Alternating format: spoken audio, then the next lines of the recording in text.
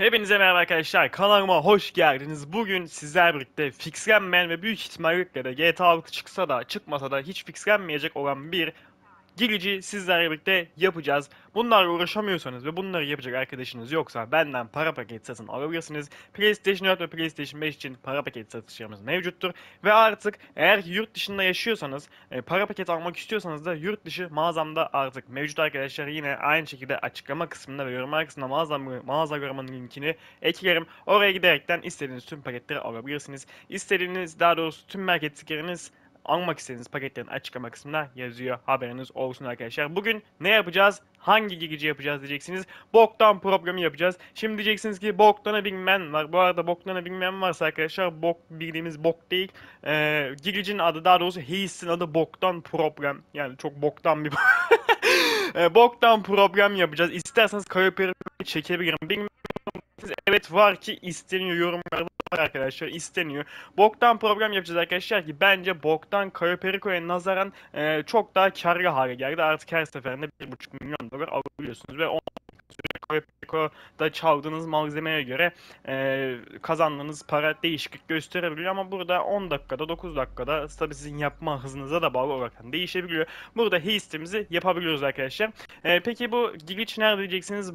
Bunun neresinde diyeceksiniz? Bildiğiniz üzere bu tür şeyler, bu tür işlemler tek sefer yapılıyor. Hani atıyorum ki heisti yapıyorsunuz. Heist bittikten sonra yeni heist açılıyor. Sıradaki heist açılıyor. Ama biz bu işlemi yaparaktan istediğimiz kadar bu final heist'ini oynayabileceğiz arkadaşlar. Bu gösterdiğim yöntemi tüm heistlerde yapabilirsiniz tabii ki de. 2 kişilik bir heist yöntemi. Eğer ki siz kendinize para yapacaksanız arkadaşınızın size heist açması gerekiyor. Yani arkadaşınız, daha doğrusu heist'i açan değil, heist'in yanındaki oyuncu diyelim ona. Oyuncu parayı kazanıyor. Yani heist açan para kazanmıyor. Tamam mı?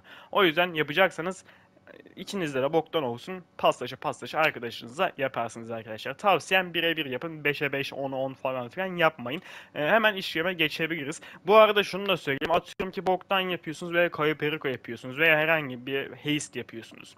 Atıyorum ki Gigic'i tam tutturamadınız, az daha kol düşüyordu. Gigic'i tutturamadınız ve boktan problem, atıyorum ki yapamadığınızdan dolayı, doğru yaptığınızdan dolayı tamamlanmış oldu. Tamamlandığı zaman biliyorsunuz ki bir sonraki heist açılacak, yani ACT 3 açılacak. Şimdi bu ACT 3'ün açıldığı zaman setup geçme, prep geçme, hani tekrardan bu boktan nasıl dönebiliriz, bunu da merak ediyorsanız bunun da videosunu çekebilirim. Yani direkt setup'ları, prep'leri yapmadan hemen final sekandına, final heist'e nasıl geçebileceğinizi de size anlatabilirim arkadaşlar. Çünkü setup'ları ve final şeyleri, prep'leri oynamanıza gerek yok. Bunun da bug'u var. Merak etmeyin. Bunu hard yapın ve buradan da arkadaşınızı çağırın. Tamam mı? Bu arada bug'u yapacak olan vatandaş heist'i açan adam. Tamam mı? Parayı alan adam, yani yanımızdaki davet ettiğimiz arkadaşımız herhangi bir şeye karışmıyor. Ne etliye karışacak ne sütlüye karışacak arkadaşlar. O sadece bizim yanımızda olacak ve yapması gereken kısımları da gerçekten çok az. Yani tamamıyla tüm işi aslında heist'i açan, daha doğrusu arkadaşına yardım eden adam yapıyor. Hani hem Ace'de açacak hem Ace'den doğru zamanda çıkması gerekecek. Tam ne zaman çıkacağını da anlatacağım. Ve tüm adam öldürmemiş, tüm tehlikeli işleri de yardım eden arkadaş yapıyor. Bu adam niye katılmadı, ben Aygar Joining diyor.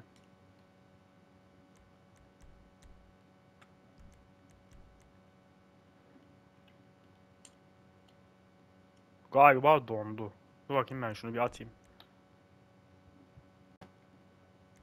Evet, hemen başlayalım. Az önce bug'a girmiş. Tekrardan attım falan filan, düzelttim şimdi. Burada tüm parayı alacak olan kişiye devrediyorsunuz arkadaşlar. Tamam mı? Hani burada kendinize para ayırtmanıza gerek yok. Çünkü kendinize zaten para gelmeyecek burada. Tüm varıyor. En fazla %85 verebiliyorsunuz. 1,5 milyon oluyor ama bonuslar birlikte o 1.600.000 falan oluyor. Yani eğer ilk defa yapıyorsanız da daha fazla para olabiliyor arkadaşlar. Yani 2 milyona yakın bir para oluyor eğer ki ilk defa yapıyorsanız bonuslarla birlikte. Eğer ki bunu sürekli iş olarak yapacaksanız, hani atıyorum boktan arkadaşınızla sürekli paslaşacaksınız mantığında diyorum. Alacağınız facility de şuradan göstereyim, oyuna çıksın. Alacağınız facility'de göreve yakın facility olduğu zaman çok daha kolay oluyor. Biz mesela buradan şimdilik ilk defa yapmadığımız için skip yapacağız. Yani yolu skipleyeceğiz ve direkt gitmemiz gereken yere gideceğiz arkadaşlar. Size şuradan göstereyim. Eğer ki bunu arkadaşınızla iş olarak yapacaksanız, hani bir sana bir bana şeklinde yapacaksanız, şurada facility var bildiğiniz üzere. Buradaki facility'yi alın. Zaten buraya gideceksiniz. Buradan işte Stromberg'e, helikoptere, Avenger'a bineceksiniz. Buradan da buradaki Kosatkan'ın içine gireceksiniz. Tüm iş burada aslında. Hani o yüzden facility'yi oradan alın. Ben şu an gösterme amaçlı yaptığımdan dolayı uzağız. Ama buradan itibaren de şu gerizekalı Wester'ın sesini kapatın. Çok boş konuşuyor kendisi. Arabaya biniyoruz ve buradan itibaren de gideceğimiz yere gidiyoruz arkadaşlar. Burada herhangi bir şey yok zaten. Bildiğimiz hasty yapıyoruz. Aslında ben buraları hızlandırayım direkt.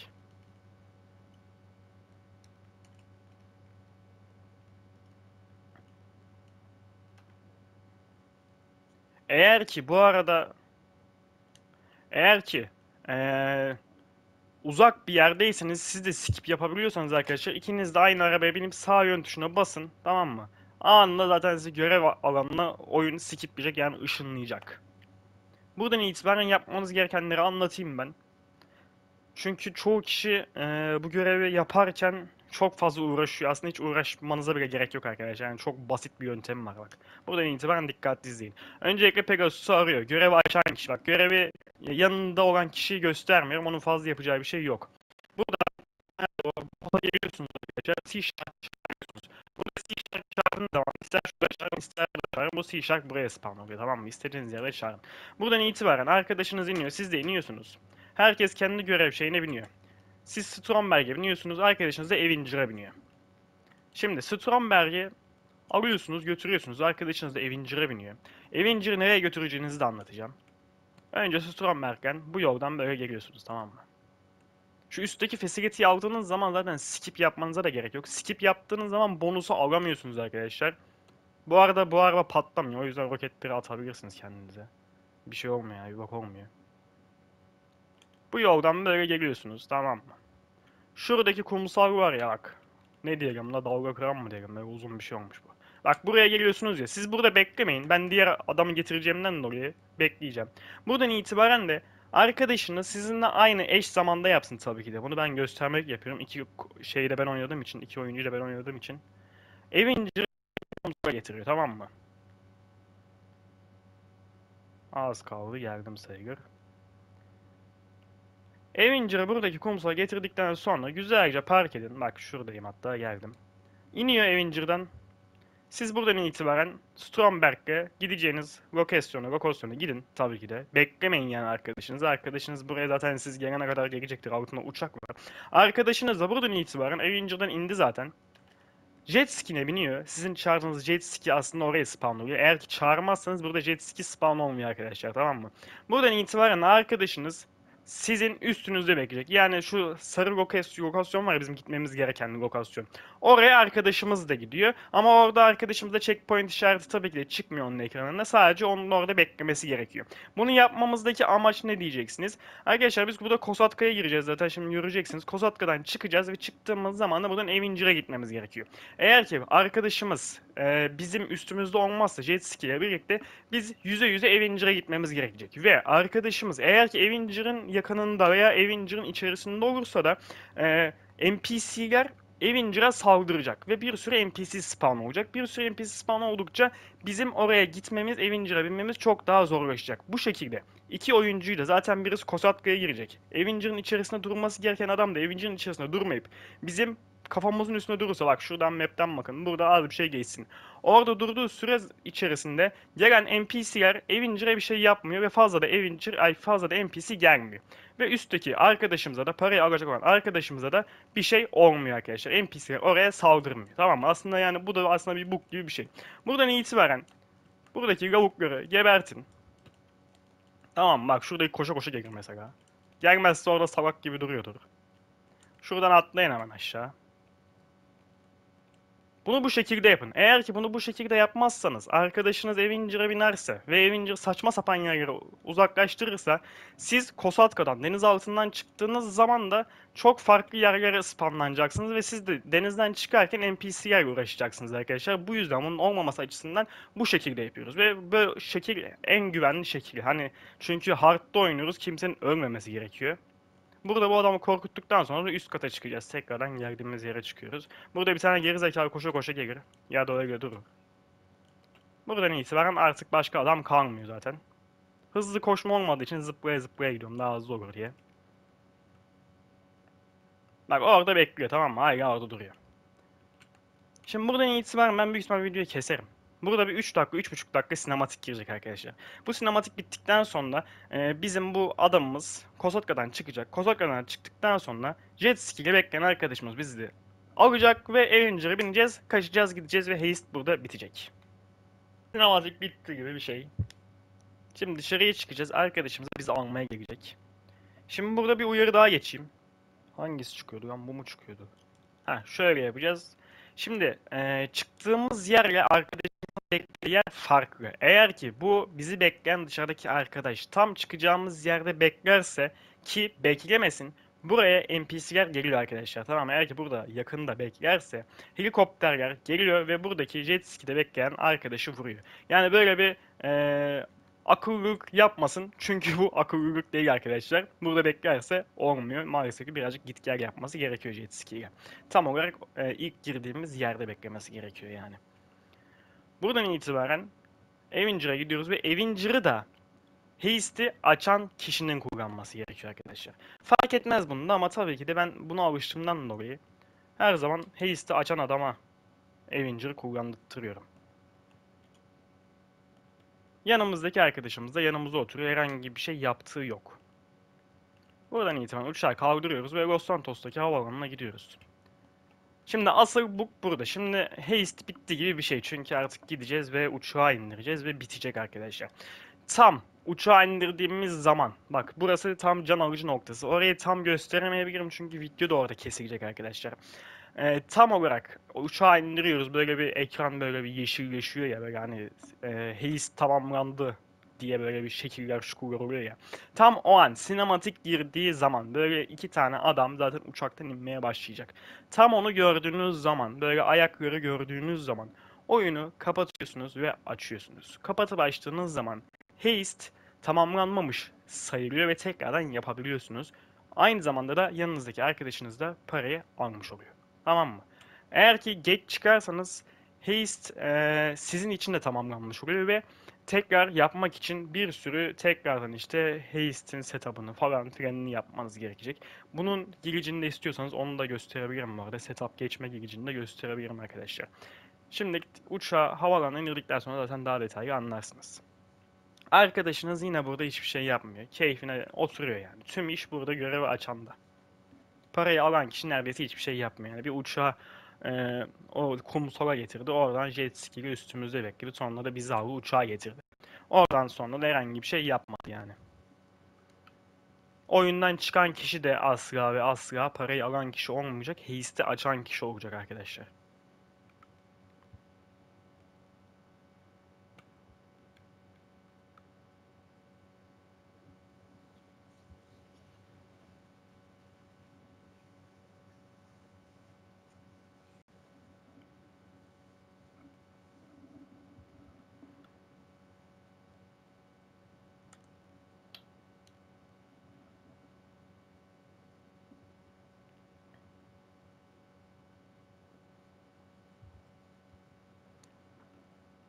Geldik sayılır artık. Yavaş yavaş gösteririm. Normal şartlarda ben hiç böyle kanatları helikopter moduna çevirmeden oraya sokuyorum ama videodayım diye şöyle yavaş yavaş bir girelim. Bak tam sarı nokta var ya. Tam oraya gireceğiz arkadaşlar. Tam böyle sinematik yer diye oyunu kapatıp açacağız. Bak burada bir durayım. Bir soluklayayım burada. Tamam, ilk defa yapıyorsanız burası biraz heyecanlı olabilir. Tüm can alıcı noktası burası. Oraya gireceğiz. Sinematik gelecek ve geldiği an ayaklar gözükecek. İşte uçaktan inme animasyonu gelecek. Onu gördüğünüz an oyunu kapatıp açıyorsunuz. Tüm olay bundan ibaret. Video orada kesilecek. Çünkü PlayStation sadece oyunu kaydediyor. Hemen yapalım.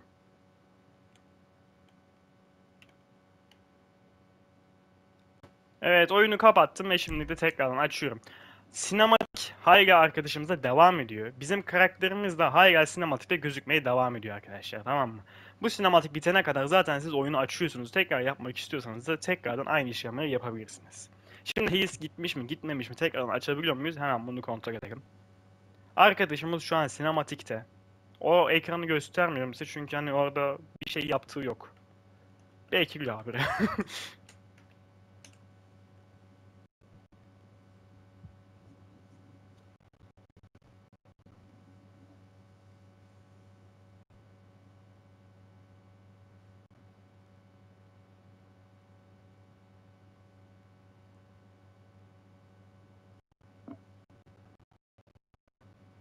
Evet, Facility'de doğduk.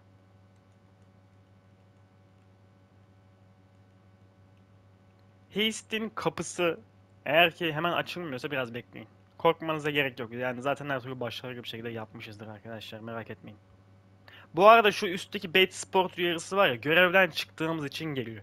Eğer ki Bait Sport yemeden de bu yöntemin nasıl yapıldığını merak ediyorsanız onun da videosunu çekebilirim. Şu an yani normal şekilde yapmayı çektim.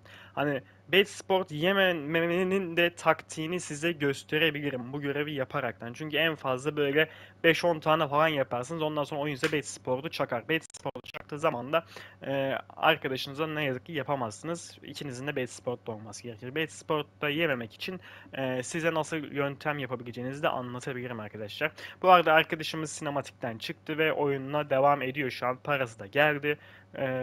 Kendisi gayet mutlu. Biz de tekrardan Heist'i açmak istiyorsak da buraya geleceğiz. Heist'i açacağız. Şimdilik açıldı hatta. Bakalım boktanımız duruyor mu durmuyor mu?